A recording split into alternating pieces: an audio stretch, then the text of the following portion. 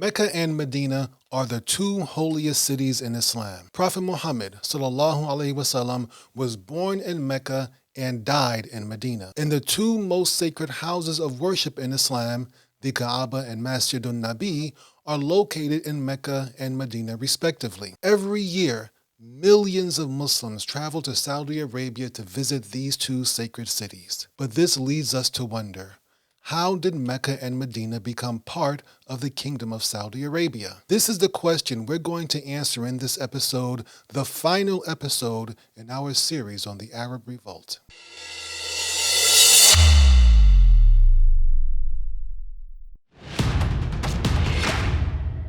The Saudi conquest of the Hijaz actually begins in Turabah in 1916, the same year Sharif Hussein, leader of the Hashemite family, announced the start of the Arab Revolt.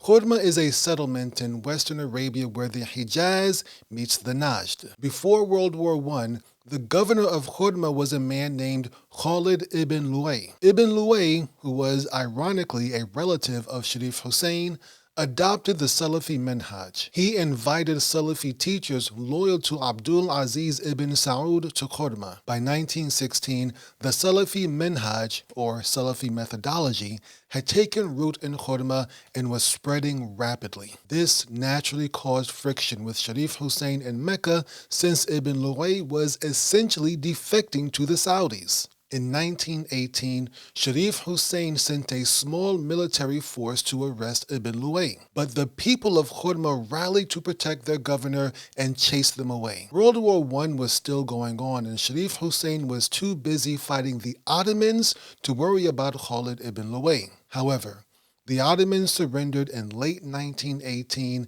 and Sharif Hussein was now free to deal with the Salafis in Turabah. He ordered his son, Prince Abdullah, to arrest the rebellious governor. Prince Abdullah headed south with 5,000 battle-hardened troops and modern weapons courtesy of the British government. Abdulaziz Ibn Saud offered to negotiate, but Prince Abdullah refused. He was confident he would defeat the ragtag Saudi forces. Abdullah intended to chase the Salafis out of Turabah and then destroy the Saudi kingdom of the Najd. Abdulaziz responded by sending his own troops, called Ikhwan, to protect Khalid ibn Luay and the Salafis of Turabah. Unlike Prince Abdullah's troops, the Ikhwan traveled light and moved swiftly. They covered hundreds of miles in just a few days, arriving at the nearby settlement of Turabah on May 26, 1919. Now, a brief note, these Ikhwan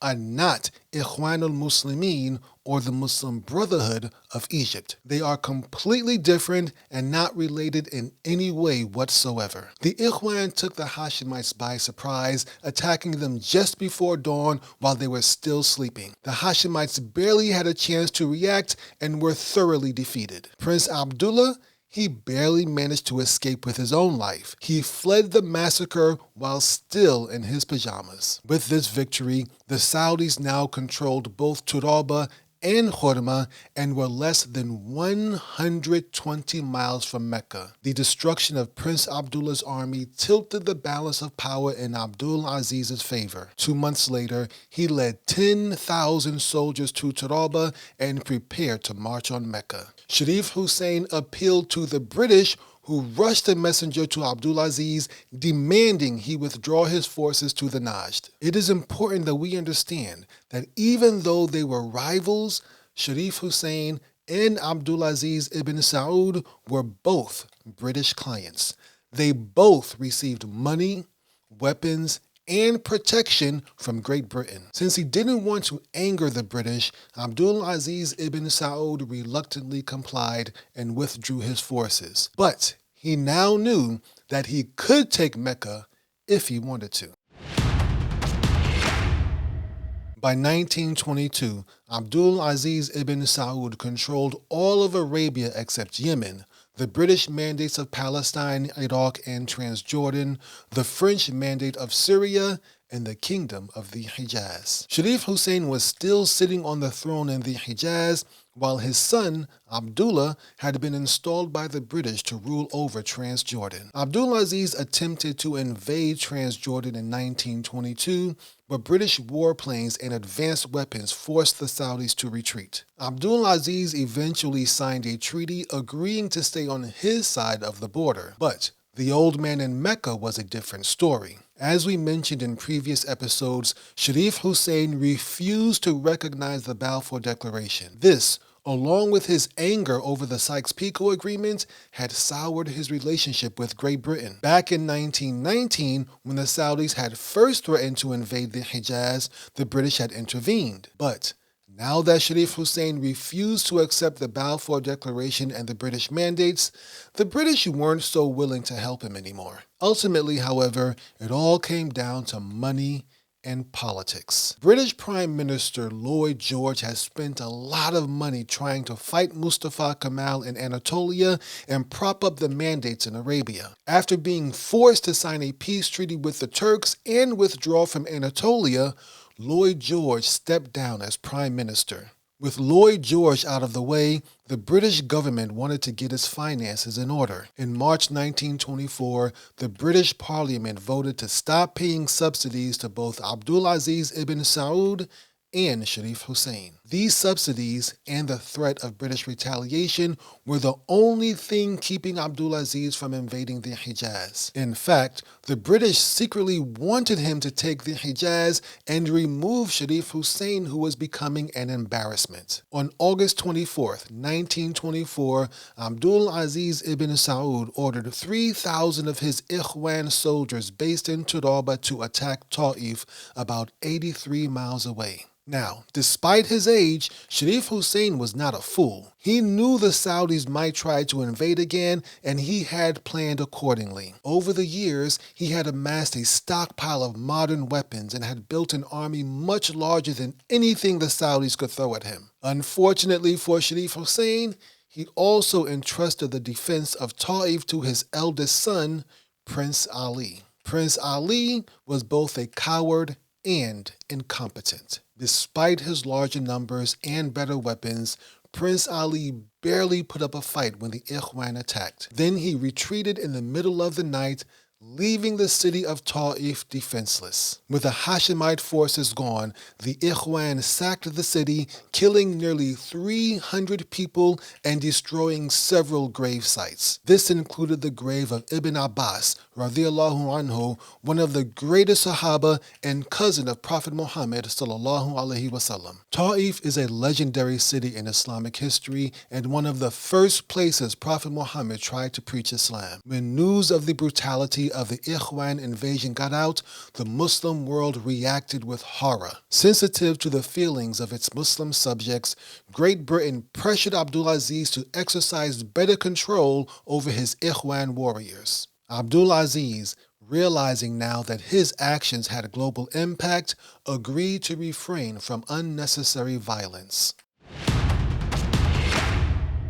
Everyone knew Mecca was next on Abdulaziz Ibn Saud's list. Thousands of Muslims fled Mecca, fearing the brutality of the Ikhwan. Some leading figures in the Hijaz thought this was a personal feud between Sharif Hussein and Abdulaziz Ibn Saud. They demanded Sharif Hussein abdicate in favor of his cowardly son, Prince Ali. Sharif Hussein obliged and stepped down in October 1924. His son, Ali ibn Hussein, became the new king of the Hijaz. But that did not stop the Saudis. On October 26, 1924, Ibn Luway, Sharif Hussein's former governor of Turabah, marched into Mecca, taking it without shedding a drop of blood. Abdulaziz arrived in Mecca a few months later. Meanwhile, King Ali of the Hashemite kingdom of the Hijaz had moved his capital to Jeddah and waited for Abdulaziz's next move. Would he go for Medina, the second holiest city in Islam, or would he go for Jeddah,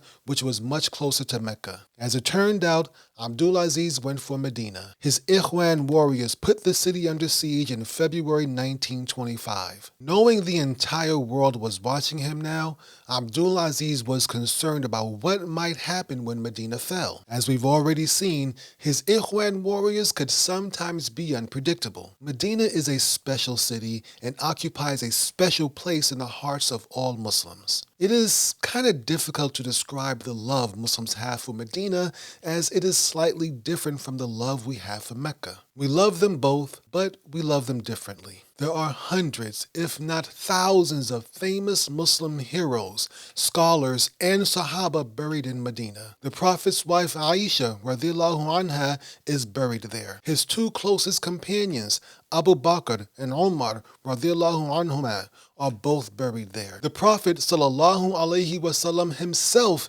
is buried there. Medina is also held in high esteem by the Shiite community. Nearly every Shiite imam was born in Medina, and several of them are buried there. If the Ikhwan were unleashed in Medina with all those tombs and all those Shiite relics, there was no telling what might happen. Abdulaziz Ibn Saud did not want to be known as the man who desecrated the Prophet's tombs. Abdulaziz had to conquer Medina, but he could not let it fall to the Ikhwan. Unfortunately, he could not come to Medina himself, as he was meeting with various Muslim delegations from around the world. So here's what he did. He secretly sent supplies and food into Medina, allowing the city to hold out against his own siege. Because of this, Medina withstood the Ikhwan siege for nearly a year. Medina did not capitulate to the Saudis until December 1925, when Abdul Aziz's son,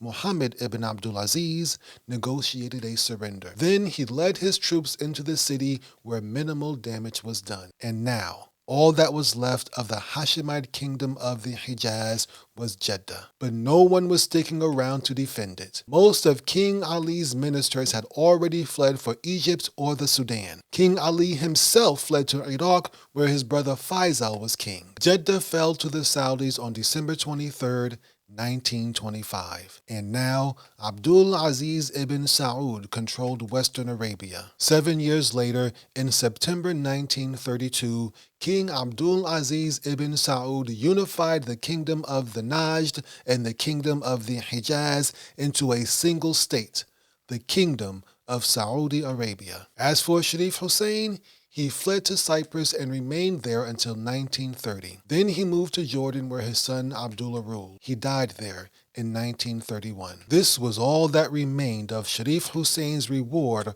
for betraying the Ottoman Caliphate.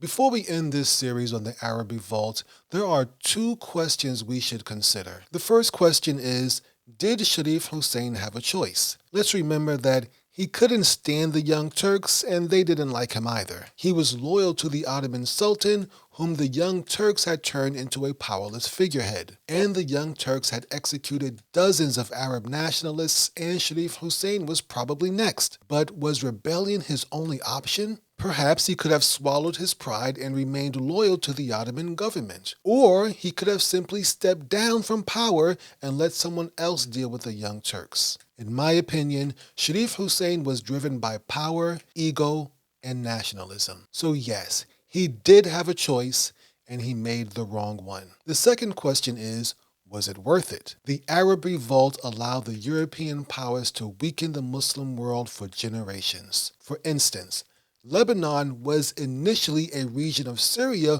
with a slight Christian majority. When France took over Syria, they separated Lebanon from the rest of Syria, creating a friendly Christian majority nation in the Middle East. Furthermore, the political system the French left behind also gave Lebanon's Maronite Christian community disproportionate political power. And we see how that turned out. The British were also guilty. Great Britain ended the war with the intention of creating a Zionist colony in Palestine. They were successful in doing so, and we see how that turned out. Great Britain also imposed a fake monarchy in Iraq. And we see how that turned out. The only success story of the Arab Revolt is the Kingdom of Jordan, which hasn't experienced any recent political instability. So I would have to say, no, it was not worth it. In my opinion, the proof that the Arab Revolt was sinful and unjustified